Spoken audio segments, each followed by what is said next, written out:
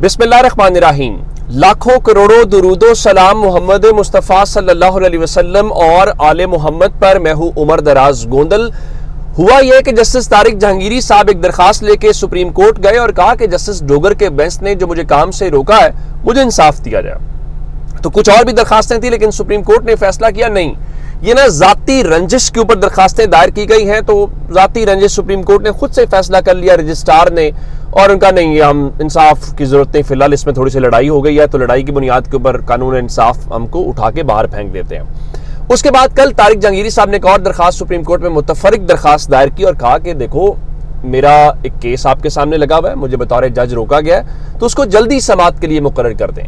यानी आप इमरान खान का रोना रोते हैं कि इमरान खान को टाइमली इंसाफ नहीं मिल रहा, तो पाकिस्तान की हाई कोर्ट का एक सिटिंग जज जो है वो ये रोना रोता हुआ दिखाई दे रहा है कि भाई मेरी दरखास्तें समाअत के लिए मुकर्रर होनी चाहिए। इस दौरान क्या हुआ कि जस्टिस तारिक जहांगीरी साहब की जो डिग्री का मामला है वो सिंध हाई कोर्ट में चैलेंज किया गया था, और चूंकि जहां आईनी बेंचेस बनाए गए हैं उनमें एक आईनी बेंच जो है वो सुप्रीम कोर्ट के साथ साथ जो है वो सिंध में भी बनाया गया है। चूंकि पीपल्स पार्टी का खासा कमाल था और पीपल्स पार्टी की बदौलत ही पाकिस्तान की अदालतों का जो कबाड़ा है वो निकला है। तो हुआ क्या कि सिंध हाई कोर्ट भी मुतहरिक हुई और न सिर्फ बेंच को तब्दील किया गया, और केस की समाअत जो 30 तारीख को होनी थी वो 30 की बजाय 25 सितंबर कर दी गई।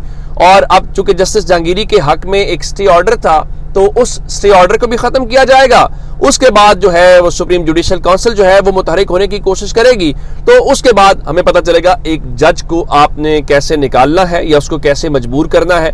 तो उसके बाद क्या हुआ कि जो सिंध हाई कोर्ट है वो जस्टिस तारिक जहांगीरी के खिलाफ सिंध हाई कोर्ट के आईनी बेंच में पहुंची और उन्होंने ये कहा कि जो फौरी समाअत है वो उसकी इस्तदा की, यानी जज फौरी समाअत की इस्तदा सुप्रीम कोर्ट से कर रहा है, उसकी दरखास्त नहीं सुनी जा रही, लेकिन जज के खिलाफ एक सूबाई हुकूमत जा रही है, सिंध हुकूमत जा रही है, जो इस पूरे सिस्टम में बेनिफिशरी है, जो हमें कहती है कि देखिए जनाब, हम तो अपोजिशन के अंदर हैं, ये नून लीग कर रही है, हमारा उसमें कोई लेना देना नहीं है। तो उन्होंने आईनी बेंच की क्या मजाल है वहां पे? वो कौन कह रहा था कि इस तरह से मैनेजमेंट की गई है कि सिंध के हद तक पीपल्स पार्टी को अकोमोडेट किया जाएगा, पंजाब में जो है वो नून लीग को किया जाएगा, तो अदालतों को भी तकसीम कर दिया गया। तो अब उन्होंने फौरी तौर पे आईनी बेंच जो है उसके सरबराह ने कल इसकी समाअत के लिए उसको दरखास्त को मंजूर कर लिया। और आप हैरान इस बात के ऊपर होंगे कि सुप्रीम कोर्ट ने जिस बुनियाद के ऊपर उनकी दरखास्तें निकाली थी उसमें यह कहा गया था कि देखिए जनाब, वो जाती रंजिश का मामला है। और आप हैरान इस बात के ऊपर होंगे कि जो जस्टिस तारिक जहांगीरी हैं उनके खिलाफ जो सिंध हाई कोर्ट ने प्ली ली है या जो मौक़िफ़ इख्तियार किया है वो बहुत ही दिलचस्प है। वो कहते हैं कि जस्टिस तारिक महमूद जहांगीरी के केस में 1 साल से हुक्म इम्तना की वजह से हायर एजुकेशन कमीशन की साख मुतासिर हो रही है, तो इसलिए इम्कान ये है कि जस्टिस तारिक जहांगीरी साहब के हवाले से जो हुक्म इम्तना है उसको खत्म कर दिया जाएगा और उसके बाद आप देखेंगे कि उनको सिस्टम में से निकालने के हवाले से क्या होगा। अभी बकरम साहब ने अपने जराये से खबर दी थी कि तारिक जहांगीरी साहब को पैगाम दिया गया था आपकी डिग्री का मामला सेटल हो जाएगा, आप एक चीज कबूल कर दें, और वो एक चीज क्या है कि आपका तबादला लाहौर हाई कोर्ट में कर देते हैं जहां पे जस्टिस डोगर को इस्लामाबाद हाई कोर्ट में लाया गया है, तो आप उस फैसले को या उस तबादले को कबूल कर लें। तो उन्होंने कबूल नहीं किया, जिसके बाद ये सब कुछ एक्टिव होता हुआ उस जज के खिलाफ दिखाई दे रहा है। मैं सिर्फ एक सवाल है कि पाकिस्तान में जो निज़ाम है वो तो ऑलरेडी इन क्वेश्चन है ही है। ये हमें आज पहली बार पता चला है कि सिंध के अंदर जो हायर एजुकेशन कमीशन है उसकी एक साख है और वो साख इस बुनियाद के ऊपर मुतासिर हो रही है। अगर मैं गलत नहीं हूं, हायर एजुकेशन को छोड़ के और एजुकेशन की बात भी की जाए, सबसे ज्यादा पर्चे इम्तिहानात के जो पेपर्स हैं वो सिंध में लीक होते हैं। सबसे ज्यादा जो नकल माफिया है, जो बूटी माफिया है, वो सबसे ज्यादा सिंध से खबरें आती हैं।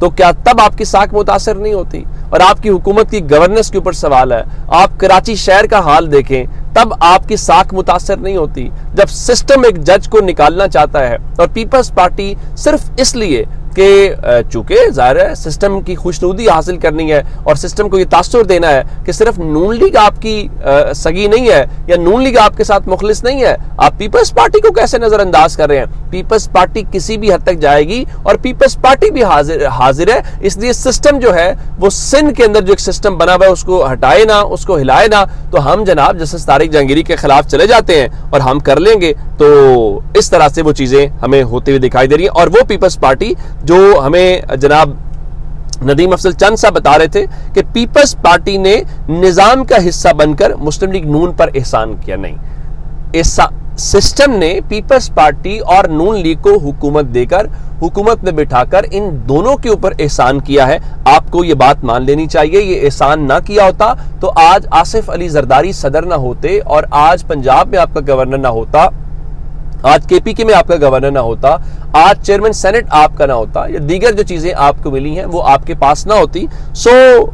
سسٹم نے آپ کے اوپر احسان کیا اور آپ سب کو یہ کیا ہے, اور اسی بنیاد کے اوپر جو ججز ہیں ان کے ساتھ کیا جا رہا ہے. اور طارق جہانگیری صاحب اور آج ایون محسن اختر کیانی صاحب کہہ رہے تھے کہ ہم یہاں بیٹھ کر اگر پبلک انٹرسٹ کی کوئی بات کرتے ہیں تو پھر ایک نئی ترمیم کی باتیں چل پڑتی ہیں. وہ باتیں کیوں چلتی ہیں؟ وہ باتیں اس لیے چلتی ہیں کہ فکس کیا جانا ہے, فی الحال وہ نہ کیا جائے. تو میری اطلاعات یہ ہیں کہ یہ جو تماشا جس دوران پیپلز پارٹی اور یہ سب کر رہے ہیں طارق جہانگیری صاحب کے حوالے سے, تو اطلاعات کے مطابق جسٹس طارق جہانگیری نے بھی ایک صحیح قدم اٹھایا, ایک صحیح پتہ پھینکا. وہ کیا ہے؟ وہ یہ ہے کہ انہوں نے یہ جو سندھ ہائی کورٹ میں ان کے خلاف درخواست آئی ہے جس کو فوری سماعت کے لیے مقرر کیا گیا اور ہائر ایجوکیشن کمیشن کی ساکھ متاثر ہو رہی ہے, اس میں طارق جہانگیری صاحب نے اپنے خلاف کیس میں فریق بننے کی درخواست دے دی ہے. اور اطلاعات یہ بھی آ رہی ہیں کہ وہ کل خود سندھ ہائی کورٹ جائیں گے. ان کو بالکل جانا چاہیے, وہ جائیں گے.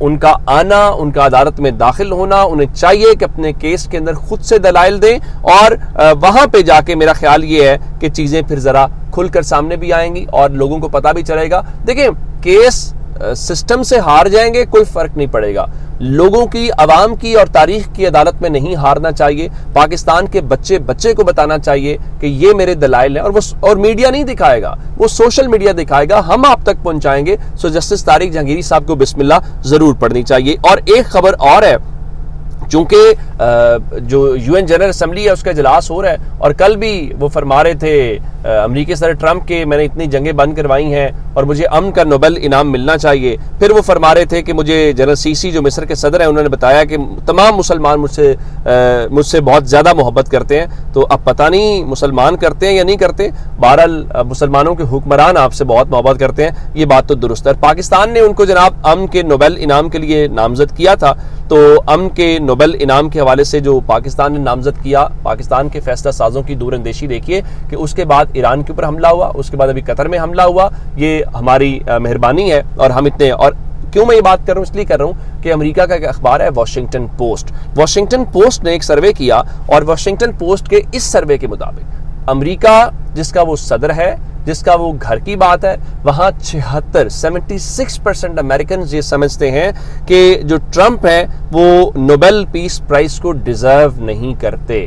لیکن وہ امریکی ہے نا, ان امریکیوں کو کیا پتا ہے کہ ٹرمپ کی کیا اہمیت ہے پاکستان کے فیصلہ سازوں کی, ٹرمپ کی کیا اہمیت ہے جو دیگر مسلمان حکمران ہیں جن کے متعلق وہ کہہ رہے تھے کہ مجھے پتہ چلا ہے وہ میرے سے بہت محبت کرتے ہیں. تو وہ محبت حکمران اسی لیے کرتے ہیں کہ ان کا جو دستے شفقت ہے وہ رہنا چاہیے. اچھا, ایک بات اور, جس طرح میں نے آپ کو شروع میں ساری باتیں بتائیں, تو آج بلوچستان کے جو چیف منسٹر ہیں وہ سپریم کورٹ بار میں گئے ہوئے تھے. رؤف فتح صاحب, چونکہ ان کا بھی تعلق بلوچستان سے ہے, تو وہ خطاب کر رہے تھے, اور وہاں پہ انہوں نے 10 کروڑ روپے جو ہے دیا. تو مطیع اللہ جان صاحب نے بڑا درست سوال کیا, اور وہ سوال کے اوپر جو رد عمل تھا وہ بھی دلچسپ تھا. ایک غریب صوبے سے جس کے آلریڈی وسائل محدود اور اتنے مسائل ہیں, اس سے 10 کروڑ لیتے ہوئے آپ کو کیسا محسوس ہو رہا ہے؟ سوال تو بڑا جائز تھا, لیکن جو جواب یا جو رد عمل تھا وہ بہت ہی مایوس کن تھا. اپنا بہت سارا خیال رکھیے گا. خدا حافظ.